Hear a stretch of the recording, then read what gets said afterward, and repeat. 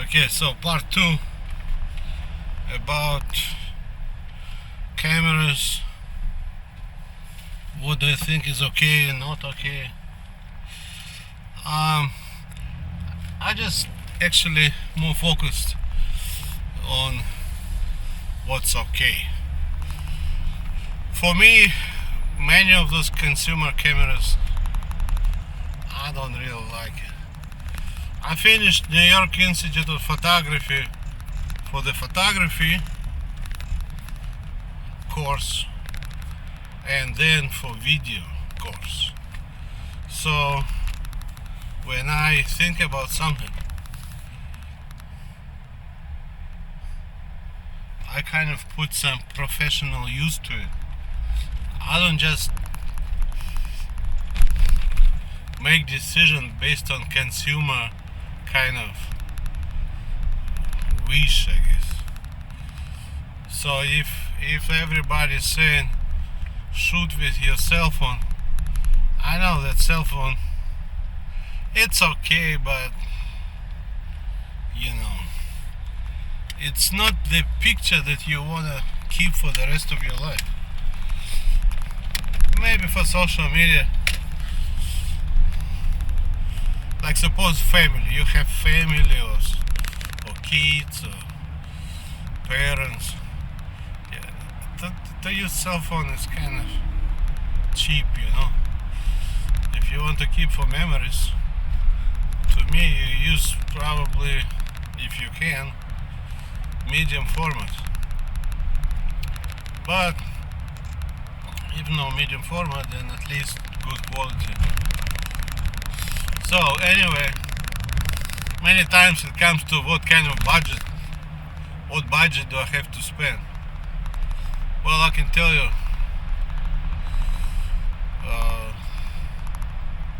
today good camera probably 3 grand, cost 3 grand. Why? I don't know why. You can buy computer for $500 and you cannot buy good camera for $500. Or maybe not enough demand or something. I don't know. Anyway, what I think is okay. So what you do is, I can tell you actually a place to check. It's called Netflix. When you type in Google, Netflix required or approved equipment. Basically, Netflix is working with internet pros or documentary people, but kind of on professional level. So they approve certain equipment and some equipment they don't approve. So I was talking about Canon R5C that was approved, but I don't think they approve immediately. So if the camera is kind of new, maybe they don't have time to check everything. But I think actually Canon R3 is better than R5C, but it's not on Netflix site. So I was checking yesterday about Nikon. There is not even one single camera from Nikon was approved by Netflix for those movies. Basically, if you want to show something on Netflix, you need to use certain equipment. That's not YouTube where they show any kind of consumer stuff. On Netflix, they tell you you shoot with this kind of equipment, then we can talk about to be on Netflix or not. So basically, you need to meet certain equipment requirements. So I was checking for Nikon. There is not even one camera from Nikon. Not even one. Fuji. There is no one camera from Fuji. So what they had is, of course, all this ARRI or Red, all those big cinema kind of setups. But if I look at smaller packages,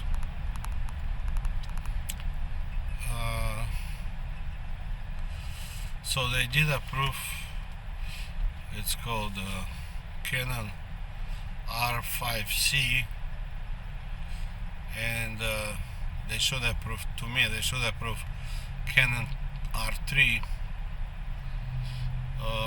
They did approve Panasonic, which is, it was like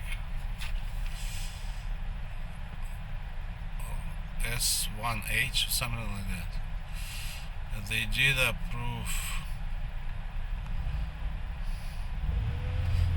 a box. There is a box from Panasonic. It's a box camera, look like a box. It has ventilation and everything, kind of like R5C, but look a little even more ventilation. So they did approve that one.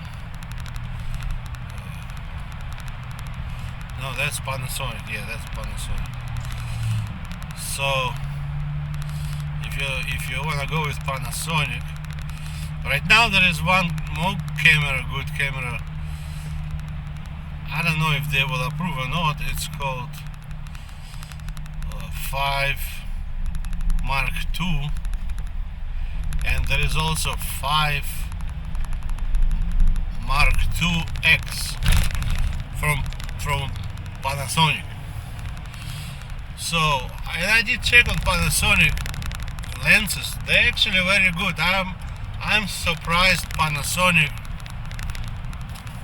like for the last 5 years, grew up for cameras and for lenses and for everything. Before they were not that great. Some kind of micro whatever sensors, you know. I did not even look anything which is below crop sensor or Super 35. I would not buy that camera. I never had it because I had before RZ67, which is medium format. I never had a big box, but at school I studied one guy, I think his name Ansel Adams. He was working with big box, taking pictures of nature and mountains, whatever. So I did not have a box, but my mind is like starting from the box and going down. So my RZ67 is actually not that big camera if you look at box. But anyway, so the next format for me is like 35 millimeters, and then crop sensor of Super 35, because Super 35 it is crop. Super 35, if you take film, turn this way and you crop, and the rest is like big piece, throw to garbage. It is crop. The Super 35, it is a crop sensor or format, because for the movie you don't use this movie like this, you use like that. So the movie actually is 24 whatever. So anyway, the Panasonic, I do like Panasonic actually. They have primes right now for full frame. They have that camera 5 Mark II, I think S5 Mark II and S5 Mark II X. So they do have prime lenses for that, made by Panasonic.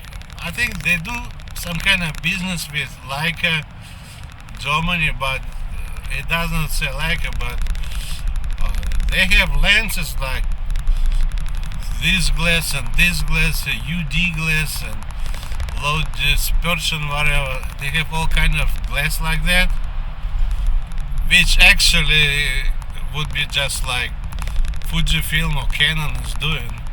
It's not just glass, they put sometimes super special glass. That's what Panasonic is doing. And they do have prime lenses like 18 millimeters, 24, or some other ones, which I think is quite good. And then They have zoom lens 16 to 35, but f4. I don't like f4. I like those primes they have, but primes are expensive. One prime, like let's say, I like 18 millimeters. I think it's 1.8. I think the price is like $900. $900 for prime like this. It's kind of like not really cheap lens. So Panasonic, they do have full frame, be it 5 Mark II or box camera or anything else, and you can record that, F-Log or whatever, V-Log, S-Log, all those washed out colors. So they do have it. And I think that's a good choice. For Nikon, I see completely not. So I would say the choice is not that big. For Canon, of course, they approved, I didn't see one DX Mark III or II.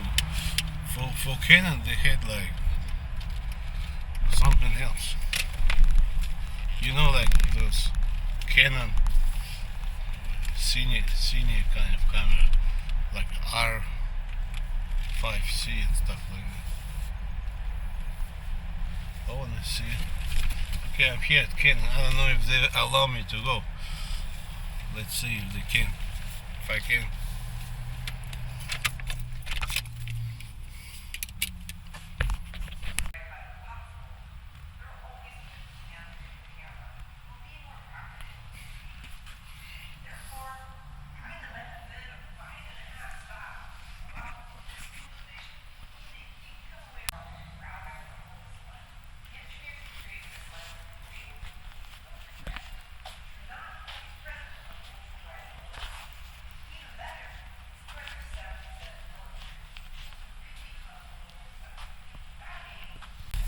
It's strange.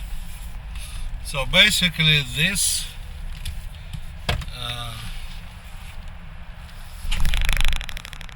particular location, the showroom before,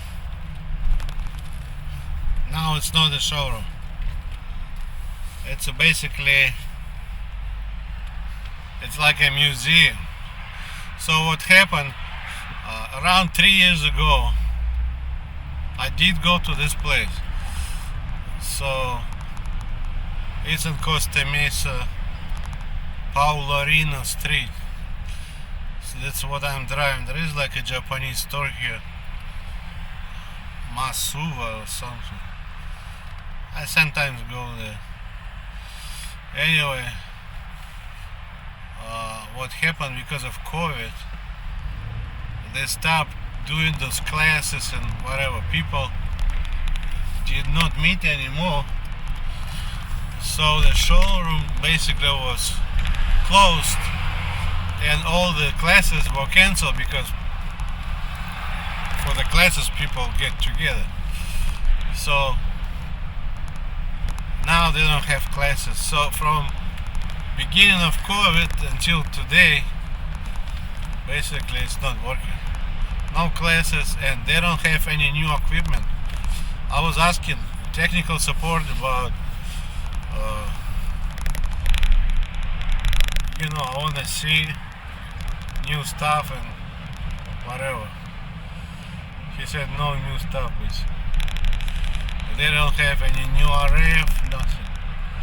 And I see they even removed, they had a bunch of those senior lenses. They removed senior lenses. They left like normal lenses, photographic, but all senior lenses, expensive ones,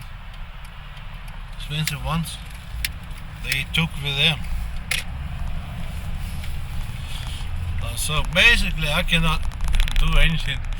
That technical support told me I can go to Sammy's and check on that. But because if I go to Sammy's, they wish to sell. When they show you something to sell, But this showroom, they are not trying to sell it. You just go and check for yourself. Take this camera, take that camera. Look at this, take at this. Look through this camera. So anyway, Canon basically does not have classes and doesn't have showroom from the beginning of COVID until today. And right now it's beginning of February 2024. Anyway, talking back about the equipment. So basically, if you don't count expensive equipment, all those ARRI, RED or big huge setups, you know, if you look thinking about kind of DSLR or smaller, there is no really big choice for Netflix. Only like maybe a couple Panasonics and more Canons, but I would say more video Canons. It's strange to see they don't have 1DX Mark III, and they don't have Nikon D6 or Z or anything. No Nikons. So I would think actually, and I did check on Panasonic. Panasonic, they have good. I do like that particular box camera, and I do like the newer S5 Mark II or 2X. 2X, what you can do is, you know what they call streaming for YouTube.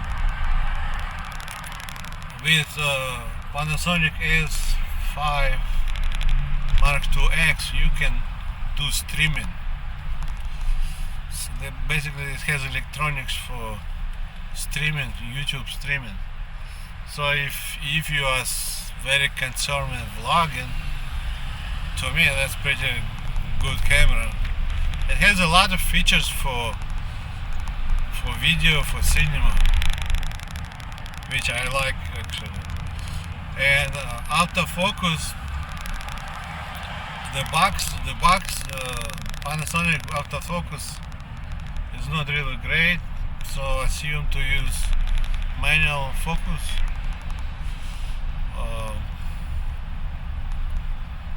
What else? The same problem with S1H and Panasonic. The only one is okay, which is now S5 Mark II or X. That's okay for autofocus. All other Panasonics full frame, the older one, autofocus is not there.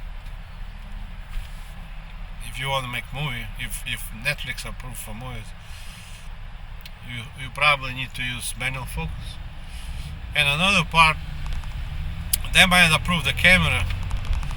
I did not read about the lenses. Most likely they want you to use cinema lens, because Panasonic L mount can accept Leica or some other L mount lenses, and there are L mount cine lenses. They probably want you to use maybe that camera, but cine lens. And so I think it's okay. Set up that box. You can record 4K with that box, but then you need to buy a screen and all that. So it's okay. So it depends on what you want. If you want to travel, if I want to travel, I want to buy Panasonic, I'll probably buy 5 Mark II. If I have YouTube Studio for YouTube, then I would buy X. X I think costs like $200 or $300 more. So if you have streaming in mind, I would consider something camera with a streaming capability. And there are not so many cameras, believe me. I actually believe that it could be very popular for the streaming, because first of all, not that, but other model was approved for Netflix, so it's kind of getting close to Netflix. I think it could be a good choice. Anyway, that's all I can say. I'll go to Sammy's, because Sammy's here, not far away. Let's see what they have.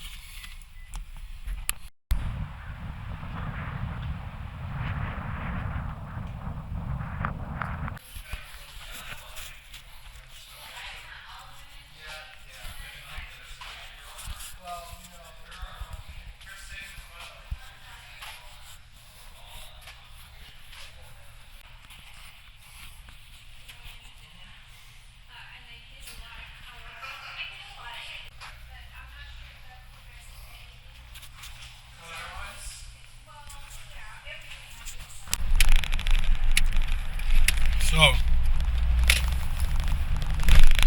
I went to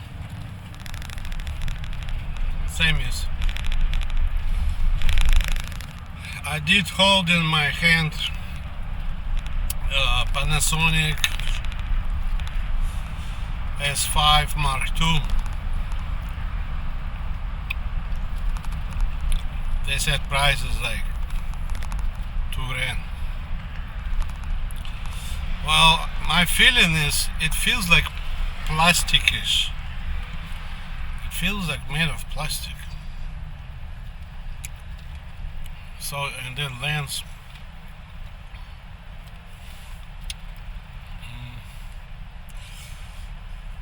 Maybe they have good picture and all that, but the look, definitely that's not like Canon 1DX. It's some kind of plasticish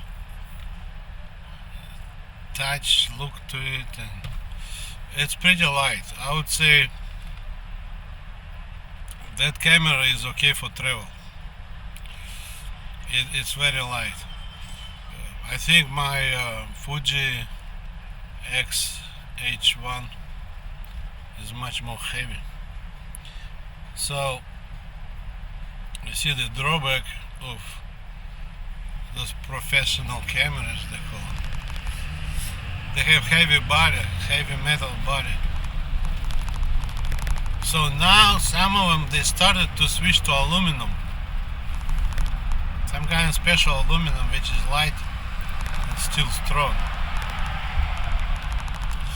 So I also had in my hand Canon R3, which they consider flagship. But that camera, on the picture it's hard to tell. It's kind of big, like 1DX of Canon. But in reality that camera is smaller. It has the shape of professional, digital camera, which is not mirrorless. It has the shape, but it's smaller. So, and it's much lighter.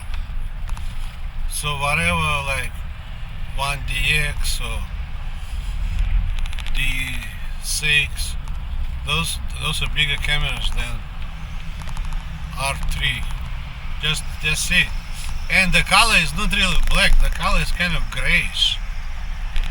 I would say it's more gray than black. I don't think it's even black color. Dark gray, like cement or like pavement, like a road. It's not really black. It's dark gray. So, and that camera costs like $5,000. It's quite small thing, but the prices. And also I was holding in my hand the Canon R5C.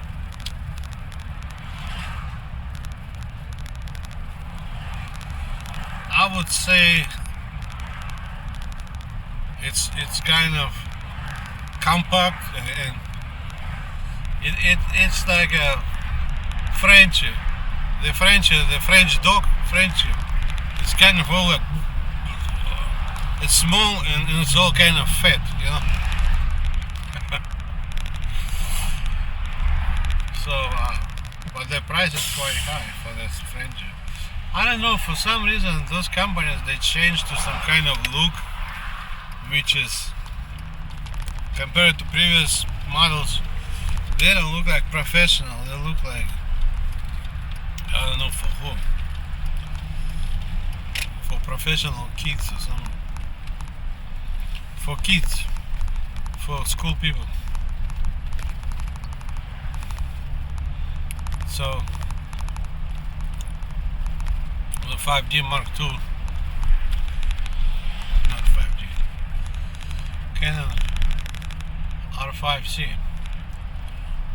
It's kind of like Panasonic, that kind of, some kind of,